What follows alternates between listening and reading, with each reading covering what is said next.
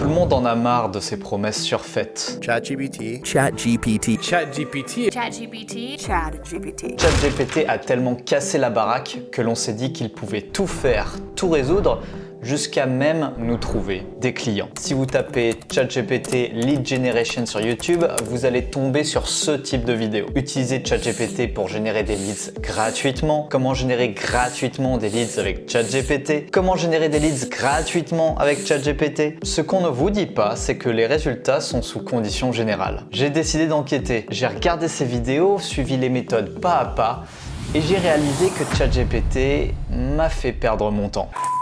Let's go! Donc là, ce que j'ai fait, c'est que j'ai pris une des 3 vidéos, je vais la regarder très attentivement. L'objectif sera donc de déterminer si ChatGPT est vraiment un outil idéal pour la collecte de leads. Pour déterminer si cette méthode va me faire gagner ou perdre du temps, on va mettre également en place un timer que l'on va activer à partir de maintenant. Qu'est-ce qu'on attend? 3 feux go, c'est parti. Imagine waking up to a fresh batch of unlimited, highly qualified warm leads eager to buy your offer right now. Ça commence très fort. On nous promet d'avoir des leads illimités et ultra ciblés puisque ces leads seraient prêts à acheter notre produit ou service maintenant. You'll first open Google and type real estate plus gmail.com into the search bar and hit enter. Le principe est le suivant, c'est que si jamais on tape des mots-clés entre guillemets, et ben en fait on aura accès à des résultats contenant directement et exactement ces mots-clés. Donc si je tape real estate plus @gmail.com, et ben normalement j'aurai des adresses email liées à des agences immobilières. Après on peut essayer de réfléchir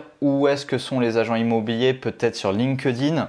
Donc on va pouvoir faire site linkedin.com plus real estate plus @gmail.com et là on aura quelque chose d'un petit peu plus ciblé. D'ailleurs, petite astuce, si vous allez dans les tools et que vous cliquez sur Advanced Search, et ben en fait vous aurez exactement ce qu'il vous a promis, c'est-à-dire qu'on aura les résultats contenant ces mots-là et sur le site ou domaine linkedin.com. La méthode a l'air de bien fonctionner comme vous pouvez le constater, alors pas toujours, hein. L'idée en fait c'est de trouver l'adresse email dans le petit bandeau de description ici. Le problème c'est que vous allez avoir accès à des données publiques et du coup très concrètement ça veut dire que c'est pas des très bonnes adresses email, pour le dire ainsi. Bon allez, on enchaîne. Now all you gotta do is scroll down to load a bunch of pages and now just copy paste, Command A, Command C, and then we'll go. Hein? Comment? Pardon? On va copier-coller tout ça? Comme ça? Non mais vraiment? Mais c'est pas vrai, tu fiches de moi. On over to Google Docs and paste the information in here. Now, Il n'y a pas genre plus simple à faire que de faire un copier-coller comme ça. Mais on pourrait scraper juste les données, scraper les données en disant bon bah ça c'est le titre et ça c'est la description. On n'a même pas besoin de filtrer les données maintenant pour faire en sorte de récolter uniquement l'adresse email, on peut le faire plus tard. Mais à minima on fait ça et après on demande à ChatGPT de nous nettoyer les leads sans problème. Mais là ça paraît trop de travail pour rien parce que pour expliquer très rapidement ce qu'il a en tête, c'est d'aller sur Google Doc et là on a 30 pages. Donc on va faire ça. Voilà, hop, ça c'est 1. Après, il faut aller sur la seconde page et il faut refaire le même principe. Hop, ça fait 2. Après, vous allez enfin bref, vous avez compris le principe quoi. Bon, on va faire comme il a dit, on va faire en copier-coller. Par contre, dans ce cas, j'aimerais vraiment trouver la façon d'avoir 100 résultats par page plutôt que 10 parce que sinon, je vais pas faire ça pendant 30 pages, je vous avoue, j'ai un petit peu autre chose à faire. On va aller à la fin de l'URL et number est égal à 100. Donc en fait, c'est ce que je voulais vous montrer, c'est que sur une recherche Google, on n'a pas des leads illimités. Ce serait bien, mais on est limité là à 317 résultats, ce qui est déjà pas mal.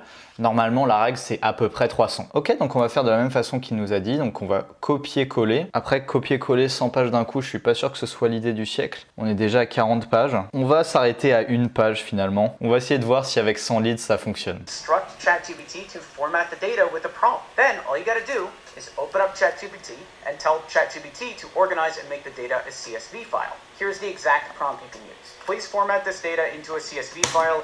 Ah, ok, on est parti. Nous sommes à 11 minutes déjà. Allez Forest, fais-moi rêver. Crée-moi une base de données et mets-la moi dans un fichier CSV. Fais en sorte que les colonnes soient la localisation, le nom, l'email, l'adresse, le nom de l'entreprise, le site internet, le numéro de téléphone, l'Instagram, le LinkedIn. En lisant, je me rends compte que c'est vraiment absurde d'avoir l'Instagram link et le LinkedIn link dans mon cas, parce que dans son cas, il n'a pas ajouté la précision site linkedin.com. Mais dans mon cas, je vais juste rester sur le website link et enlever hop, cette partie-là. Ok, visualisons si toutes les données sont bel et bien présentes. Le nom, il est ici, très bien. L'adresse email, parfois elle est présente ici. L'adresse, ok, je l'ai vu. Le company name, il n'est pas toujours présent, mais je crois que c'est ça. Donc c'est ce qu'il y a en tout dernier dans le titre. Le website link, ok. Alors je me demande comment il va trouver le website link si j'ai fait un vrai copier-coller. Alors écoute, on va voir. Hein. Le phone number, parfois j'ai vu un numéro de téléphone également présent dans la mini description, donc c'est pas impossible. Et ce sera déjà pas mal. Don't type enter yet. For now, just follow the next step. Step 6 is paste all the information from the Google Doc into ChatGPT. Paste all the copied information from the Google Doc into ChatGPT, just below the prompt you wrote in step 1.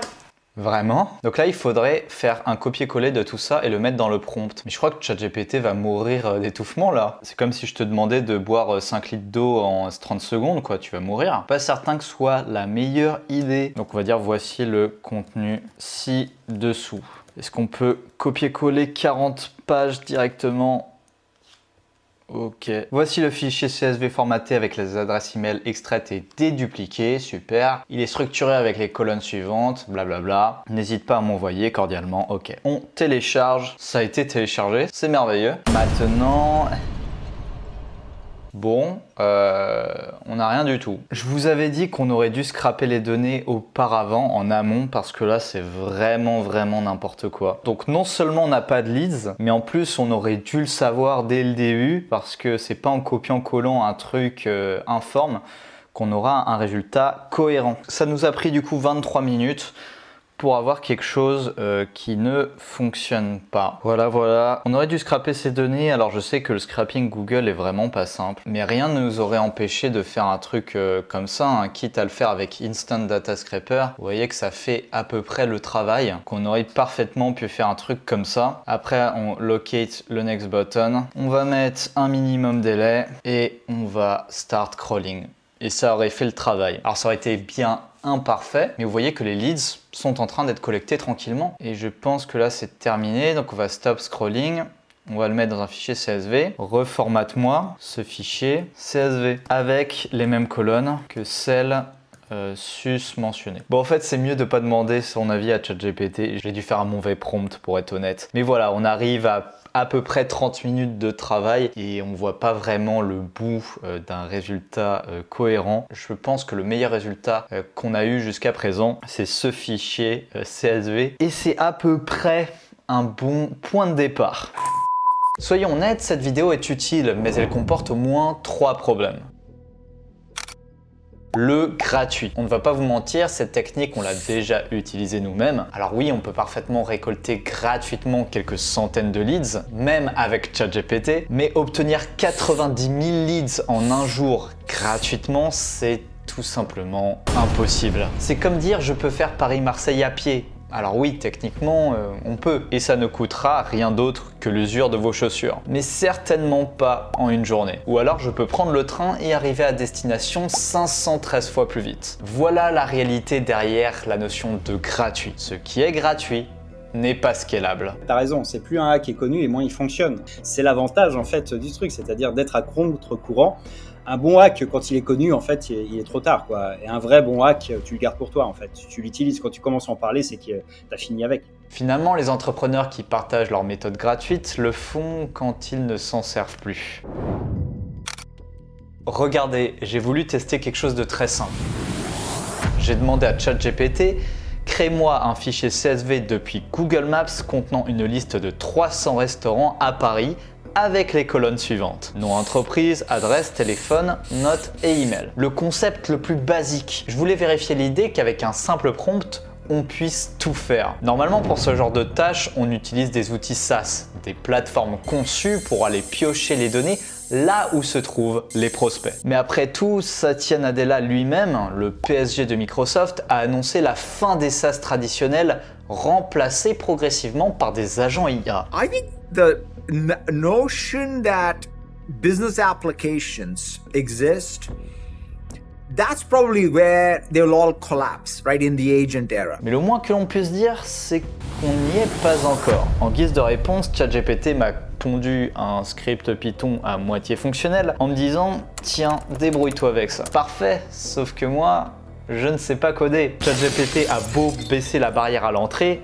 la barre reste encore beaucoup trop haute. Peut-être qu'un jour, qui sait, on pourra récolter 90 000 leads en une journée, mais certains développeurs sont pour le moins sceptiques. Mettre à disposition une infrastructure simple pour obtenir des dizaines, voire des centaines de milliers de fiches à l'échelle d'un pays très facilement, en 2 clics et très rapidement. Ça, on peut le faire avec des agents IA, mais pour quelques dizaines, quelques centaines de fiches par jour. Parce qu'il faut pas, c'est pas que l'IA sait pas le faire, c'est qu'elle n'aura pas l'infrastructure elle-même intégrée. Mais ça veut dire qu'il faut l'infrastructure pour scraper 100 000 fiches sur Google Maps. On va pas pouvoir demander à un agent IA d'aller s'acheter tout seul des proxys, de s'auto-configurer une database, ou alors peut-être, mais pas demain, pas dans un an, peut-être dans 5 ans. Mais je vois pas ça arriver tout de suite, immédiatement. Là, ça rentre sur un autre sujet qui est le sujet des prédictions et des prévisions. Sur une courte échéance, sur du moyen terme, on peut se baser sur ce qui existe, mais au-delà, en fait, c'est difficile, voire même impossible d'avoir des prévisions de où ça va aller. Le passé nous apprend finalement que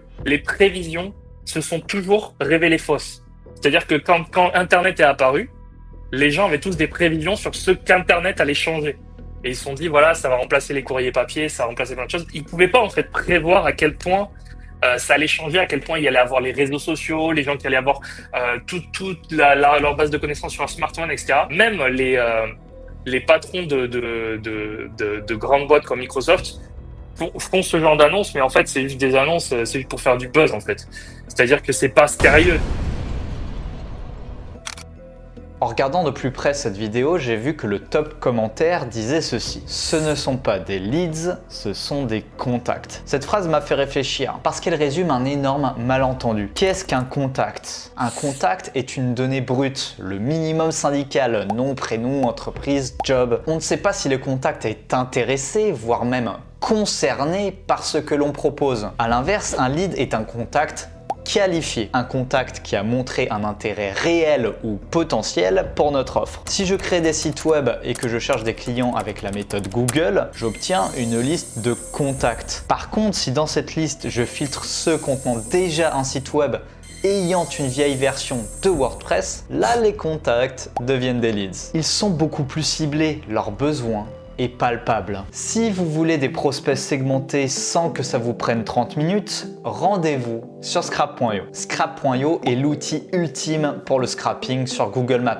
Pourquoi sur Google Maps? Tout simplement parce que c'est la plateforme idéale pour cibler des petites et moyennes entreprises. Pas besoin de compétences techniques, juste d'une catégorie et d'une localisation, avec en bonus la possibilité de récolter des prospects à l'échelle d'un pays entier. Oui, on peut faire restaurant France sans problème. Via le lien en description, vous avez accès à vos 100 premiers leads totalement offerts.